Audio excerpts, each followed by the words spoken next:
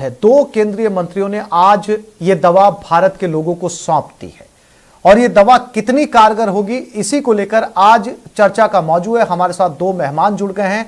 Doctor Lokendra Sharma, senior professor हैं आप SMS के मेडिकल कॉलेज, और डॉक्टर प्रेम प्रकाश पाटीदार, एंड्रोक्राइनोलॉजिस्ट, हमारे साथ इस समय जुड़ गए हैं। अब चूंकि पहले से देश के अंदर कोवैक्सीन भी मौजूद थी और इसके साथ कोविशील्ड और अब 2DG। डॉक्टर लोकेंद्र शर्मा, सबसे पहले मैं आपके पास में आता हूं। इसमें कोई शक व शुबा नहीं है कि लगातार सरकारें कोशिश कर रही है कि किसी भी तरीके से इस कोविड से निजात पाई जाए। जब कोवैक्सीन और कोविशील्ड दवाओं की कमी महसूस की जा रही थी, उसी दौरान DRDO की 2DG भी अब उपलब्ध है। कैसे देखा जाए डॉक्टर साहब इस दवाई को, 2DG को, कितनी असरदार है और बाकी की जो दो वैक्सीन बाजार में मौजूद है उनसे कैसे अलग है? डॉक्टर लोकेंद्र शर्मा। वैक्सीन का तो जो काम है वो एक्चुअल में इम्यूनाइजेशन जो अपन करते हैं वो प्रिवेंशन का एक काम करती है, और ये दवाई जो है ये मॉडरेट टू सीवियर केसेस में, कोविड के मॉडरेट टू सीवियर केसेस में ये दवा है जो उनकी सीवियरिटी कम करती है, उनका ऑक्सीजन रिक्वायरमेंट करती है, उनका ICU या हॉस्पिटल स्टे कम कर रही है। और ये दवा बहुत ही कारगर है। ये randomise parallel group active control trial जो ICMR ने किए गए उसके तहत ये दवा लॉन्च की हुई है। इसके बहुत अच्छे रिजल्ट आए हैं। और ये बेसिकली दवा जो है ये वायरस को जो है ना एनर्जी से डिप्राइव करती है, तो एक तरह से स्टारवेशन ऑफ वायरस हो जाता है और उसकी वजह से जो है वायरस को एनर्जी नहीं मिलती और वायरस का रिप्लिकेशन कम हो जाता है। तो एक तरह से वायरस की जो ग्रोथ है वो कम हो जाती है, वायरस का स्प्रेड एक तरह से कम हो जाता है और ओवरऑल वायरस का लोड कम करता है। तो इस जो अलग अलग डेट्स में जब इस ट्रायल का अध्ययन किया गया तो मरीज में वायरल लोड कम कर रही है, ऑक्सीजन की रिक्वायरमेंट जो है वो कम कर रही है। ओवरऑल पेशेंट्स का मॉडरेट टू सीवियर केसेस में ये पेशेंट्स का बहुत अच्छा इंप्रूवमेंट कर रही है। तो इसलिए बहुत ही कारगर दवा साबित हुई है। जैसा कि क्लिनिकल ट्रायल ICMR का जो डॉक्यूमेंट के अकॉर्डिंग जो फेज 2 स्टडी की गई है उसके अकॉर्डिंग ये बहुत ही कारगर दवाई है, मॉडरेट टू सीवियर केसेस में बहुत इफेक्टिव होगी। और डेफिनेटली ये आने वाले टाइम में प्रेजेंट सिचुएशन जो है कोरोना का जो स्ट्रेस क्रिएट हो गया लोगों में, जिस तरह से एक तरह से फोबिया क्रिएट हो गया, जो मीडिया के माध्यम से जगह जगह जो चीज़ें देखी जा रही है, उन सब चीज़ों में स्ट्रेस कम होगा। डेफिनेटली स्ट्रेस कम होगा तो वैसे भी स्ट्रेस अगर कम होता है तो ऑक्सीजन की रिक्वायरमेंट जो सैचुरेशन है वो वैसे भी इम्प्रूव हो जाता है। आदमी का 5-7 सैचुरेशन तो स्ट्रेस से डाउन हो जाता है। जैसे आदमी फोबिया या डर क्रिएट होता है उससे सैचुरेशन डाउन हो जाता है, और ये दवा जो है वो बहुत अच्छा सपोर्ट करेगी, ऑक्सीजन का सैचुरेशन इम्प्रूव करेगी, ऑक्सीजन की रिक्वायरमेंट कम करेगी, हॉस्पिटल का ड्यूरेशन स्टे कम करेगी। प्रेजेंट सिचुएशन में जो बेड्स की कमी हो रही है या बेड्स धीरे धीरे इंक्रीज हो रहे हैं, उन दोनों कंडीशंस में बहुत हेल्पफुल साबित होगी। ICUs के बेड्स की रिक्वायरमेंट कम होगी, आपके सीरियस मरीज कम होंगे, आपके सीरियस मरीजों का हॉस्पिटल स्टे कम होगा। ओवरऑल देखा जाए तो बहुत अच्छी कारगर दवा है, जैसा कि ICMR का डॉक्यूमेंट कह रहा है। और स्टडी पूरे देश में जो स्टडी हुई है, करीब 12-15 सेंटर्स में स्टडी की गई है, उनके रिजल्ट्स को देखते हुए ऐसा लगता है। डॉक्टर लोकेंद्र, एक और महत्वपूर्ण सवाल है, चूंकि इसको DRDO ने मंजूरी दे दी है और बहुत जिम्मेदारी के साथ इसे भारत के अंदर आज लॉन्च भी कर दिया गया है। जैसा कि आपने बताया कि इसके नतीजे भी बेहद सकारात्मक हैं और कोरोना के अंदर जो है ये वरदान साबित होगी। लेकिन एक परमिशन जो है या फिर कंसिडर के स्तर पर कहा जाए तो WHO का दखल भी आमतौर पर ऐसी वैश्विक महामारियों के दौरान रहता है।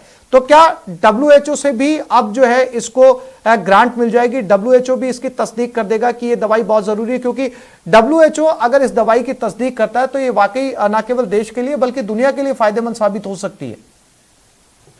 WHO या FDA जो दूसरी जो एजेंसियां हैं वो अपना जो डेटा है, क्लिनिकल स्टडी डेटा है, वो उनकी खुद की कंट्रीज का डेटा प्लस अपना जो डेटा है उन सबको देखने के बाद वो इन चीज़ों को जज करता है, इसका जजमेंट। तो WHO डेफिनेटली अभी जो सकारात्मक मीडिया के माध्यम से जो सुनने में आया था, तो देश के सभी साइंटिस्टों ने इसकी तारीफ की है और जो क्लिनिकल ट्रायल्स के जो रिजल्ट्स हैं जो पूरे देश में किए गए उनके रिजल्ट्स बहुत ही सकारात्मक हैं। उन सब चीज़ों को देखते हुए पूर्व में भी जो मॉडल था, जैसे राजस्थान में शुरुआत में फेज जो एक लहर जो कहते हैं कोविड की जो लहर आई थी शुरू में, उसमें ज़्यादातर अपन को ट्रीटमेंट का कोई आइडिया नहीं था। उस समय जो नए नए ट्रीटमेंट्स जो ट्राई किए गए उसको भी पूरे WHO ने सब तरह से बहुत अच्छे से सकारात्मक महसूस किया था उन चीज़ों को और मान्यता भी दी थी।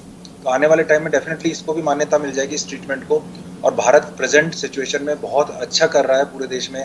सेकंड लहर के केसेस कम होने शुरू हो गए हैं, तो और धीरे धीरे बेड्स, ऑक्सीजन कंसंट्रेटर, ऑक्सीजन के जगह जगह रिक्वायरमेंट्स, प्लस गांव-गांव में जो है, गांव-गांव में जो टीचर्स हैं, जो हेल्थ केयर वर्कर्स हैं, नर्सिंग स्टाफ हैं, और गवर्नमेंट का जो पूरा इंफ्रास्ट्रक्चर है, गांव-गांव में उन्होंने isolation bed, isolation ward, isolation area create कर दिया, जो कि उन्होंने गांव के अलग अलग लोगों से बेड इकट्ठा करके, और गांव के लोगों ने ही पल्स ऑक्सीमीटर, मेरे गांव में खुद में ही पल्स ऑक्सीमीटर है, मल्टीपल लोगों को एक स्क्रीनिंग करना है, घर घर जाके स्क्रीनिंग कर रहा है, बीएलओ को लगाया हुआ है, शिक्षकों को लगाया हुआ है, हेल्थ केयर वर्कर लगे हुए हैं गांव-गांव में, और वो सिम्टोमेटिक पेशेंट्स को आइसोलेट कर रहे हैं। तो डेफिनेटली गांव में अगर इस तरह की एक्टिविटी शुरू हो गई, जो जागरूकता मीडिया के माध्यम से जो शुरू हो गई, मीडिया का जो पॉजिटिव रुख इस समय प्रेजेंट में देखने को मिल रहा है, उसकी वजह से गांव-गांव में जो चीजें पॉजिटिव सकारात्मक होने लगी है, उसी का नतीजा है कि केस कम होने लग गए। सीवियर केसेस को गांव-गांव से उनको हायर सेंटर पे ट्रांसफर किया जा रहा है, डिस्ट्रिक्ट लेवल पे, फिर डिस्ट्रिक्ट लेवल पे भी जगह जगह ऑक्सीजन सिलेंडर, ऑक्सीजन की फैसिलिटी, कंसंट्रेटर सब प्रोवाइड किए जा रहे हैं। तो देखा जाए तो आने वाले टाइम में इसका पीक डेफिनेटली 5 या 7 दिन में या 15 दिन में ये केसेस बहुत ज्यादा कम हो जाएंगे, शार्प डाउन होगा, जब भी आईआईटी की और इनकी स्टडी से पता चल रहा है। और इस दवा, इन सभी चीजों में मेन चीज ये है कि आईसीयू की, वेंटिलेटर की, इनकी रिक्वायरमेंट ये दवा कम करने में बहुत ही कारगर साबित होगी। जी, डॉक्टर प्रेम प्रकाश पाटीदार, इस दवाई के बारे में अगर आसान भाषा में आम लोगों को समझाया जाए, या चूंकि हमारे दर्शक इस समय देख रहे हैं वो समझना चाहें, तो क्या इस दवाई का व्यवहार जो है वो रहने वाला है कोरोना के मरीजों के साथ में, या फिर जो है वो ये बिल्कुल वैसे ही डोज के तौर पर दी जाएगी जैसे कोवैक्सीन या कोविशील्ड दी जा रही है, 2 अलग अलग डोज के अंदर, या इसको देने का तरीका अलग रहेगा? डॉक्टर प्रेम प्रकाश जी, पहले तो मैं आपको धन्यवाद देना चाहूंगा कि आपने आज ये टॉपिक रखा, क्योंकि ये नई दवाई आज लॉन्च हुई है। मई 2020 में जब हम पहली लहर में थे, तब माननीय प्रधानमंत्री जी ने भारत के सभी वैज्ञानिकों से आह्वान किया था कि वो सामने आए और कुछ दवाई का निर्माण करें। इसका फेज 2 ट्रायल किया गया, फिर दिसंबर से मार्च में फेज 3 ट्रायल किया गया, उसमें 200 से 300 पेशेंटों का डाटा इकट्ठा किया गया, और उसमें पाया गया कि जब ये ग्लूकोज को हम किसी अलग प्रकार की केमिकल रिएक्शन से चेंज कर देते हैं, एक सामान्य ग्लूकोज होता है, ये 2-डीऑक्सी ग्लूकोज है। जब अपना वायरस, जब कोरोना का वायरस हमारे शरीर की कोशिका को इन्फेक्ट करता है, उस कोशिका में प्रवेश करने के बाद उसको अपना मल्टीप्लिकेशन, यानी एक वायरस से अनेक वायरस बनाने के लिए जो मल्टीप्लिकेशन में ग्लूकोज की आवश्यकता होती है, तो ये 2-डीऑक्सी ग्लूकोज क्या करता है, ये फॉल्स ग्लूकोज का काम करता है, इस ग्लूकोज का यूज करता है, वो मल्टीप्लिकेशन नहीं कर पाता है। अब इसमें बात यह आती है कि अगर मल्टीप्लिकेशन नहीं होगा वायरस का, तो हमारे शरीर में वायरल लोड नहीं बढ़ेगा। जैसा कि आप जानते हैं कि वायरल लोड यानी कितने वायरस अपने शरीर को इन्फेक्ट करे हुए, जकड़े हुए, उस पर डिपेंड करता है।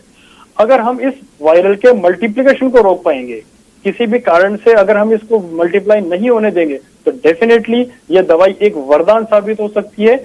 और इस दवाई से ऑक्सीजन की रिक्वायरमेंट, जैसा कि हमारे माननीय गेस्ट ने कहा कि ऑक्सीजन रिक्वायरमेंट और आईसीयू बेड की जरूरत कम पड़ सकती है।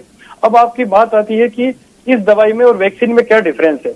वैक्सीन में हो सकता है कि अलग वैक्सीन अलग वेरिएंट या म्यूटेंट के खिलाफ काम करती हो, जैसा कि आपने सुना होगा कि कई बार मीडिया के माध्यम से सब लोगों को पता चलता है कि एक नया वेरिएंट आ गया, उसमें कोवैक्सीन काम करेगी या कोविशील्ड काम करेगी या फाइजर की वैक्सीन काम करेगी। परंतु ये दवाई एक ऐसी दवाई है जो वायरस कितना ही म्यूटेशन कर ले, कितने ही प्रकार से अपने रूप बदल ले, लेकिन उसके मल्टीप्लिकेशन को अगर ये दवाई रोकती है तो एक बहुत बड़ा वरदान साबित होगा। और ये हमारे लिए बड़ी उपलब्धि की बात हो, बिल्कुल बहुत बड़ी उपलब्धि होगी। भारत के लिए एक बहुत गर्व का अनुभव होगा हम लोगों को कि एक दवाई भारत में विकसित हुई है। बिल्कुल। डॉक्टर लोकेंद्र शर्मा, कोवैक्सीन पहले से चल रही है, कोविशील्ड के लिए लोग रजिस्ट्रेशन करवा चुके हैं, स्पुतनिक भारत में आ चुकी है, 2DG को लॉन्च किया जा चुका है, फाइजर आने की तैयारी है। डॉक्टर लोकेंद्र शर्मा, आपको लगता है कि अब युद्ध स्तर पर वैक्सीनेशन का काम शुरू कर देना चाहिए, क्योंकि भारत की आबादी दूसरे देशों के मुकाबले बहुत ज्यादा, समय भी ज्यादा लगेगा। अगर इस महामारी पर पार पानी है, इससे लड़ना है, तो अब युद्ध स्तर पर वैक्सीनेशन की जरूरत है। स्तर पे वैक्सीनेशन की जरूरत है, लेकिन फिर भी मैं ये रिक्वेस्ट करूंगा कि प्रेजेंट सिचुएशन में 7 दिन या 15 दिन के लिए पैनिक नहीं हो, वैक्सीनेशन प्रोग्राम के लिए भीड़ ना करें वहां जाके, क्योंकि अगर आप भीड़ में जाएंगे तो वहां कोविड ही लेके आएंगे इस समय। तो इस समय हर दूसरा तीसरा चौथा आदमी कोविड पॉजिटिव हो सकता है, तो इसलिए पैनिक ना हो। वैक्सीन लगने के बाद भी, पहली डोज के बाद भी आपको इम्यूनिटी आने में टाइम लगता है, सेकंड डोज के बाद भी 15 दिन बाद इम्यूनिटी आती है। उससे बेटर ऐसा नहीं हो कि आप जाके वहाँ कोविड लेके आ जाएं। तो और जिनकी भी सेकंड डोज ड्यू है, वैसे भी कोविशील्ड में ड्यूरेशन इंक्रीज कर दिया, कोवैक्सीन में भी अगर ड्यूरेशन आप क्रॉस कर रहे हैं तो 7 दिन 15 दिन लेट होने में कोई दिक्कत नहीं है। अगर आप लेट होंगे तो आपकी इम्यून रिएक्शंस बेटर होंगी, आपकी एंटीबॉडीज बहुत बेटर बनेंगी, इसलिए आप पैनिक ना हो। इस समय प्रेजेंट सिचुएशन ये है कि आप भीड़ से घर से बाहर ना निकलें, घर से बाहर निकले तो 2 मास्क पहन के निकलें। आप वैक्सीनेशन के लिए जाने के ऐसा ना हो कि आप भीड़ में जाएं और वहाँ कोविड लेके आ जाएं। सरकार वैसे कोशिश कर रही है, आने वाले टाइम में वैक्सीन ऑलरेडी अवेलेबल हैं और तीसरा वैक्सीन आ रहा है, चौथा वैक्सीन आ रहा है। वैक्सीन ऐसा नहीं होगा कि जादू की तरह आप अपन मीडिया और अपन सब प्रेशर क्रिएट करें और साइंटिस्ट जल्दबाजी में वैक्सीन बनाए और पता चले कि वो प्रॉपर नहीं बन पाया। अगर अपन मल्टीपल कंपनीज को अगर वैक्सीन बनाने के लिए ऑर्डर दे देते हैं तो वो क्वालिटी मेंटेन नहीं होगी। ऐसा नहीं होता कि आपने गेहूं के बीज डाले और आटा निकाल लिया, ऐसा नहीं होता। आपको सेल लाइन बनाने में, उसका रॉ मटेरियल इकट्ठा करने में, उनको कंपाइलेशन करने में, उसको बनाने में, स्टैंडर्ड मेंटेन करने में उसकी बारी बार क्वालिटी टेस्टिंग होती है, उसमें पूरा ड्यूरेशन लगता है। इसलिए अपन को अप्रोप्रिएट ड्यूरेशन देना जरूरी है, पैनिक होना नहीं है। अपन इस समय बच सकते हैं। मास्क सबसे बड़ा वैक्सीन है, 2 मास्क लगाएं वो सबसे बड़ा वैक्सीन है, घर में सिंगल मास्क लगाएं वो सबसे बड़ा वैक्सीन है। उसके अलावा अगर बीमार पड़ेंगे 7 दिन 15 दिन वेट कर लें, उसके बाद इतना इंफ्रास्ट्रक्चर क्रिएट हो जाएगा पूरे देश में, जगह जगह oxygen concentration, oxygen generation plant लग गए तो आप वैसे भी 99% सेफ हो जाएंगे। सिर्फ 1% मॉर्टेलिटी है, कितना ही कह ले 1% मॉर्टेलिटी है, तो आप उस 1% मॉर्टेलिटी के लिए वैक्सीन के लिए पैनिक ना हो। पता चले कि आप उस 1% मॉर्टेलिटी में ट्रैप हो जाए और बाकी बचे हुए 10% लोग जो ऑक्सीजन की जिनकी रिक्वायरमेंट होती है, वो इंफ्रास्ट्रक्चर पूरे देश में क्रिएट हो चुका है। जैसे बॉम्बे मॉडल आपने देख लिया, दिल्ली में केसेस कम हो चुके, बॉम्बे में उन्होंने डिसेंट्रलाइज करके जगह जगह करीब हर वार्ड में उन्होंने सेंटर शुरू करके डॉक्टर्स, पैरामेडिकल स्टाफ, टीचर्स और BLO सबको लगा के उन्होंने प्रॉपर्ली मैनेज किया। सीरियस मरीज होते थे घर से पिक कर लेते थे, उनको ICU वार्ड और ऑक्सीजन बेड्स में शिफ्ट करते थे। पूरे उन्होंने प्राइवेट हॉस्पिटल्स टेक ओवर कर लिए, पूरे हॉस्पिटल्स में उन्होंने रेमडेसिविर हो, चाहे कोई और दवाई हो, चाहे ऑक्सीजन हो, किसी तरह की कोई दिक्कत नहीं आने दी। जबकि महाराष्ट्र तो देश में बहुत बड़ी स्टेट है, बहुत सारी पॉपुलेशन है उसकी। इसी तरह से जब महाराष्ट्र मैनेज हो गया तो पूरा देश में सारी स्टेट्स मैनेज हो रही हैं, इजीली मैनेज हो रही है। हम लगातार देश के सारे फार्माकोविजिलेंस सेंटर्स और सेंटर्स जो हैं ऑक्सीजन डिवाइसेस की, इनकी प्रॉपर मॉनिटरिंग कर रहे हैं, उनको सेफ एंड यूटिलाइजेशन उनका प्रॉपर कर रहे हैं। रैशनल यूज ऑफ ऑक्सीजन पूरा देश में हो रहा है, ऑक्सीजन की कहीं कोई कमी नहीं। लेकिन अगर आप पैनिक होंगे, जगह जगह आप सिलेंडर प्रोक्योर करेंगे, घर में सिलेंडर रखेंगे, ये सारी चीजें अगर करेंगे तो डेफिनेटली ज्यादा पैनिक क्रिएट नहीं होना। आपके पास वैक्सीन आ गए, आने वाले 10-15 दिन में आपको इतनी वैक्सीन की डोज होंगी, इतनी वैरायटी वैक्सीन की आ जाएंगी आने वाले 1-2 महीने में कि आप सोच नहीं सकते इतने इफेक्टिव वैक्सीन आ जाएंगे। और ऊपर से ये दवाई आ गई तो आप सीवियर और मॉडरेट केसेस में बहुत सेफ है ये ड्रग्स। बिल्कुल। डॉक्टर प्रेम, एक और महत्वपूर्ण सवाल है, और चूंकि कोवैक्सीन बाजार में उपलब्ध है, कोविशील्ड लोगों को लगाई जा रही है, और जो पहली वेव आई थी उसमें आपने देखा होगा कि मौतें इस अनुपात में या इस तादाद में नहीं हुई थी जो दूसरी लहर के दौरान हो रही हैं, और ये तब हो रही हैं जब वैक्सीन बाजार के अंदर उपलब्ध है। और पहले वैक्सीन उपलब्ध नहीं थी, इलाज भी चल रहा था, मौतें भी कम थी। अब सवाल मेरा डॉक्टर प्रेम आपसे ये है कि जो नई 2G लॉन्च की गई है, जो नई दवा लॉन्च की गई है, और जो पुरानी दवाइयां हैं कोवैक्सीन बाजार में या कोविशील्ड, क्या इनको अपग्रेड करने की जरूरत है? क्योंकि अब मौतों के साथ साथ कई तरह के साइड इफेक्ट, ब्लैक फंगस जैसी बीमारियां भी सामने आ रही है, जब कोरोना के साथ साथ ब्लैक फंगस से भी लड़ना है। ऐसे में एक ऐसी दमदार दवाई की, मेडिसिन की जरूरत है कि ना केवल रोगी को रिकवर कर दे बल्कि इस तरह के दूसरी बीमारियों से भी जूझना ना पड़े। डॉक्टर प्रेम पूछा है, इसमें 2 बात है। एक तो दवाई बीमार होने के बाद जिसे हम मेडिसिन बोलते हैं वो ट्रीटमेंट के लिए काम में आती है, और दूसरा है वैक्सीनेशन। वैक्सीनेशन बीमारी को होने से रोकना या उसकी गंभीरता को कम करने का उपाय है। तो अगर हम वैक्सीन की बात करें तो वैक्सीन वाकई में लगाना है, और आपके मीडिया के माध्यम से मैं आपको सभी लोगों से आह्वान करना चाहूंगा कि जिनके अभी हाल ही में कुछ ही समय पहले कोरोना का इन्फेक्शन हुआ है, कृपया वो वैक्सीन के नाइल में नहीं लगे, दूसरे लोगों को वैक्सीन लगने दें जिनके अभी वैक्सीन नहीं लगी और कोरोना भी नहीं हुआ है, तो उनको प्रायोरिटी दी जाए। जहां तक आप प्रश्न है आपका कि क्या कोई नई दवाई आनी चाहिए, बिल्कुल ये दवाई जो हमारे सामने आई है ये वायरस के रेप्लिकेशन को रोकती है। और इसकी एक अच्छी बात और है कि इस दवाई का उपयोग 65 साल के लोगों के 65 वर्ष की उम्र से अधिक लोगों में भी किया गया है, जो भी काफी सफल रहा है और इसके साइड इफेक्ट बहुत कम आए।